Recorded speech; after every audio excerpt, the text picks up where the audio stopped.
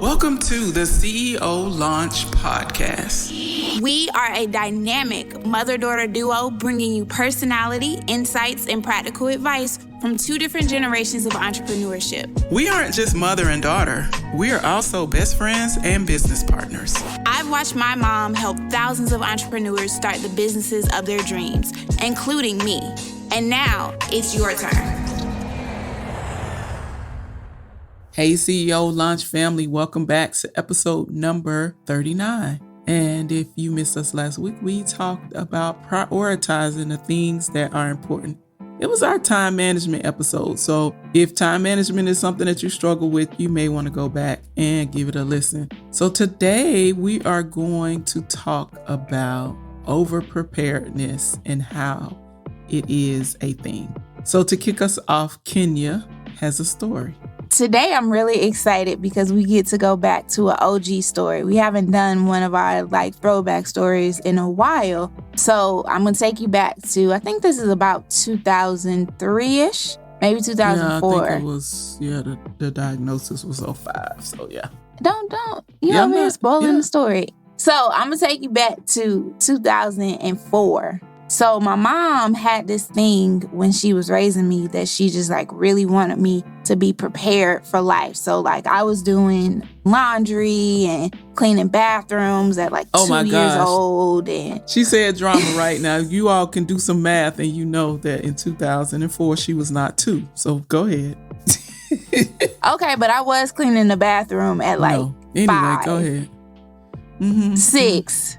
Go ahead. I was young, inhaling chemicals. Anyway, so I had been doing kind of these types of chores for a long time. And she had her own bathroom that she was cleaning. She was only cleaning up after herself. Go ahead. Debatable, but we ain't gonna do that on here. So I had to clean the bathroom. I learned how to do laundry at 8. 9. She's just so big on these numbers today. Anyway, girl, I learned how to do laundry and she was preparing me for Armageddon or something. So I was just what is going on? Why do you keep making me do all of this stuff? Because all the kids around me wasn't doing stuff like this. Their mamas was doing their laundry. I almost had to cook for myself and do my own hair and stuff. It was getting crazy out here. So I had to ask, why are you doing this? Nobody else is doing this. Nobody else has to do this. And she responded and was just I just want you to be prepared so that if anybody else has to take care of you, that you're not a burden when you have to go and live with them. And I'm like, what? Why would you say that to me? Yeah, so this is going to be a story with a lot of interjections. I see, right?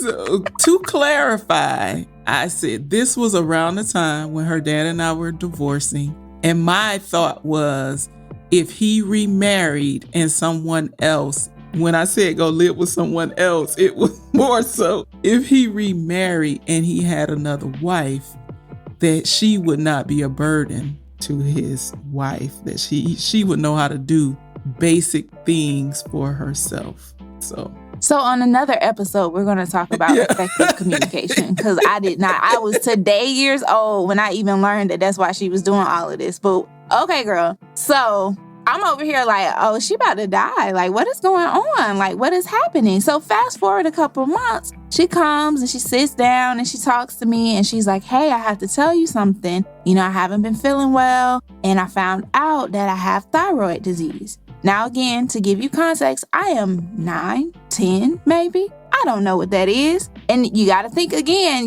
all this time she was preparing me to learn how to live out on my own and be Little House on the Prairie and all of that. So I was just oh my gosh, she's about to die. She is about to die on me. I cannot believe her. This is crazy. Not knowing what thyroid was, what it looked like. She just said that she had it. And it was something that ran into our family. And I was like, oh my God, I'm going to die too. This is crazy. We just all going to die.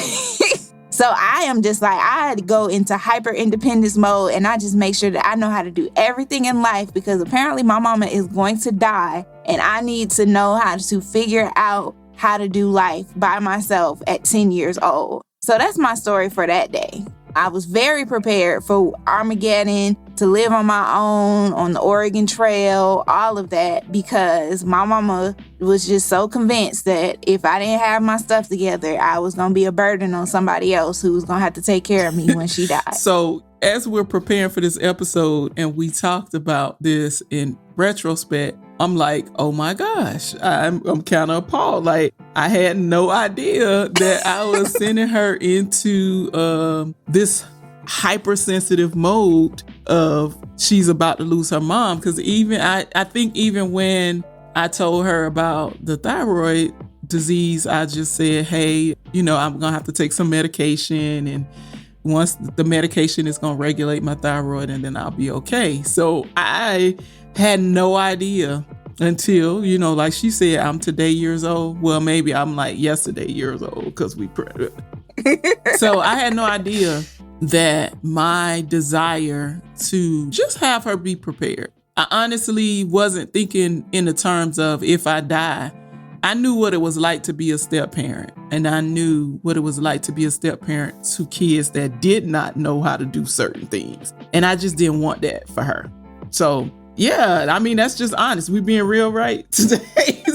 So aside from being anxiety inducing, the idea for me in my young head, it was just like this idea that I had to be so prepared for whatever was coming on in my life. Like, it was a lot of anxiety for me. Like, I had to, in a sense, prepare emotionally for the concept that you would be gone. And I think if we think about the time frame, just to give you a little bit more context, we had lost a lot of people between, like, I would say like 2001 to 2005. It was a lot of people that had passed away. So the concept of death was like very present. Yeah. And in retrospect, I see it very differently.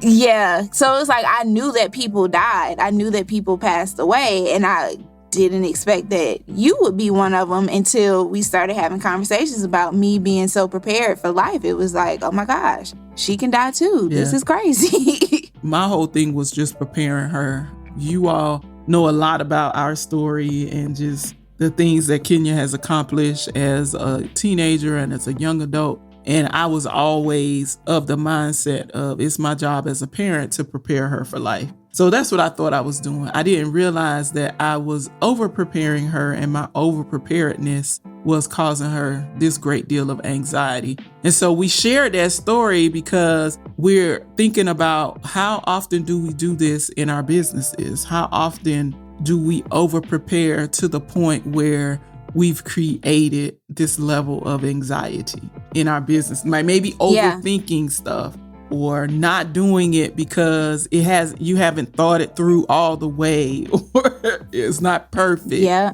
it's me. She's talking to me. But that is genuinely something that I struggle with as an entrepreneur. Like, I am always of the mindset of like thinking 15 steps ahead. And by the time I get to step 15, I'm like, maybe I shouldn't do this. Like, maybe this isn't a good idea.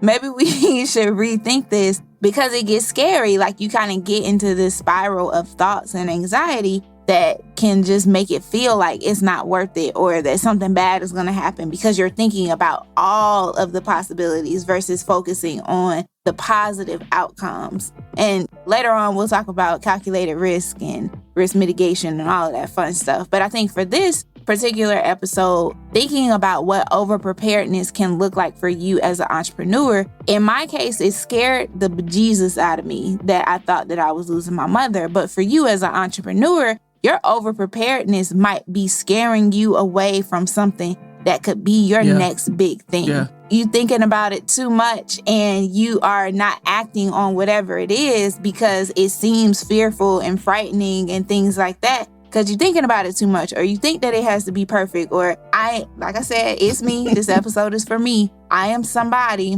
who firmly believes in two things, and they're kind of contradictory, but they both are true. Sometimes you do just have to start. Like, you just have to start and you just have to do it. And sometimes you have to take time to develop things and kind of see where they go and how they feel. Like, when you do it the first time, it might not work. Like, we've had that instance with recording a podcast. Like, we'll be recording and I'll be like, wait, let's try that again, just to make sure that this is the process that we want to go into it, and it comes out better. So it's like this weird balance of like making sure. Yeah, it's like a dance. Yeah. It's really a dance. It's a dance between going for it and planning for it. And there is a delicate balance. I think you need a little bit of both to figure it out. I think that what the over preparedness comes into play is when you still writing your business plan and the 3 years have passed. And you haven't done anything to act on it. You just got a whole lot of ideas written in a notebook or on a Word doc or a Google doc or whatever. And so there is that delicate balance between being over prepared and kind of taking a chance and taking that risk. So I think that one of the things that this story, this episode has taught me is that you have to consider the effects of the choices and decisions that you make. And so for me, my God, I swear, like when we were preparing this episode, I felt like crap. Like, oh my goodness, all this time I created this level of anxiety in my little girl when all I was trying to do was just help her be prepared. And I just scare her to death. Like, I've had thyroid disease for almost 20 years. I'm living with it. So sometimes we have to consider the choices that we make and the decisions that we make. What are some of the effects of those decisions? And that's one of the effects that I had no idea. Yeah. And also we're starting our takeaways. That was the first takeaway. And I think the second part of that is recognizing that you're not going to be able to do everything and you're not going to be able to have it all figured out. So I think even within that story, I think you really wanted me to be able to be independent and like be able to kind of live and survive, not on my own, but to an extent that I wasn't super dependent on other people to take care of me. And I was 8, so it was just some stuff where I just wasn't going to be able to have it all figured out because I was 8. And that's okay. I could be 8 and those things can work out where it took time for me to learn how to do my laundry better. There's some stuff I did not teach you that. But anyway. Yeah. All that to say, do my clothes get washed? Absolutely. Are they clean? 100%. Did I do it the way that you taught me? No, because it takes too long. So, which brings us to our next takeaway. You have to let your ideas evolve and let the plan be fluid. Because just like I said, you gave me a structure on how to do certain things. And I was like, actually, I want to do it this way. And that was perfectly fine for me. And that happens in your business. You might have an idea about, I'm going to launch this or I'm going to do that. And then you launch it and nobody is interested in it. And that's scary. And it's like, oh my God, everybody hates what I did. That's also a reason why you don't want to spend 3 years trying to build something, because sometimes you just got to fly. You just got to get in the air and then you can figure out how to fly the plane when you get up there. You're just trying to get up in the air, right? Yeah. So spending a whole lot of time trying to make your idea perfect and then it's not perfect is more devastating than going out there and just done is better than perfect, right? So it's done. It's not perfect, but you can tweak it. You can work. I mean, I got stories for days of just ideas that I just launch it. Like, hey, let's do it. You know me, Kenya. I'm like, let's do it. If it don't work, then now if it don't work, you're not gonna die. That's the thing. It's like, are you gonna die? No, you did not die. Yeah. And my motto, like, I either win or I learn. So I either get what I want or learn what I don't. So so that's our episode for today. Thanks, guys, for kicking it with us. As always, if you have not already followed us on social media, we are on Facebook, Instagram, LinkedIn, and Twitter at The CEO Launch. And if you are on Facebook, we invite you to join our group, The Efficient CEO Movement, where we will continue the conversation. And join us next week because, we're going to talk about hiring friends and family. See you next week. And don't forget to take off. This is a Clearwood production.